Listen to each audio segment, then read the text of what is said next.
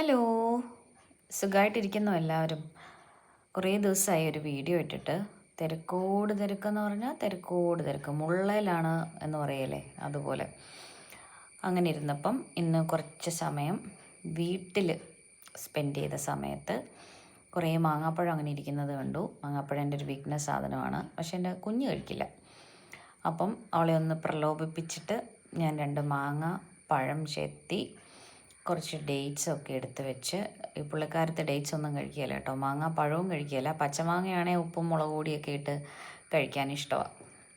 അപ്പം ഞാൻ ഈ തട്ടിക്കൂട്ട് എന്നതെങ്കിലുമൊക്കെ ഇച്ചിരി അകത്ത് ചെല്ലാൻ വേണ്ടിയിട്ട് മാങ്ങാപ്പഴം ചെറുതായിട്ട് അരിഞ്ഞ് ഡേറ്റ്സ് ഇട്ട് പിന്നെ കുറച്ച് ഐസ് ക്യൂബ് അതിനകത്തിട്ട് മാങ്ങാപ്പഴം വാരിയിട്ട് പിന്നെ ഒരു ഇച്ചിരി പാലും ഇച്ചിരി തേനും കൂടെ ഒഴിച്ച് ഇതിനെ നല്ല വൃത്തിക്കങ്ങ് അരച്ചേച്ച് അവക്കങ്ങ് കൊടുത്തു.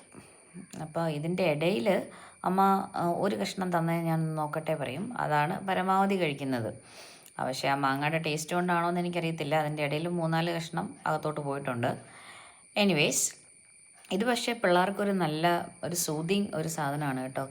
ഒന്ന് ട്രൈ ചെയ്ത് നോക്കുന്നത് തെറ്റില്ലെന്നാണ് എനിക്ക് തോന്നുന്നത്. പറ്റുന്നവരൊക്കെ മാങ്ങാപ്പഴം വീട്ടിലുള്ള സമയമല്ലേ, ഒന്ന് ട്രൈ ചെയ്ത് നോക്കൂ.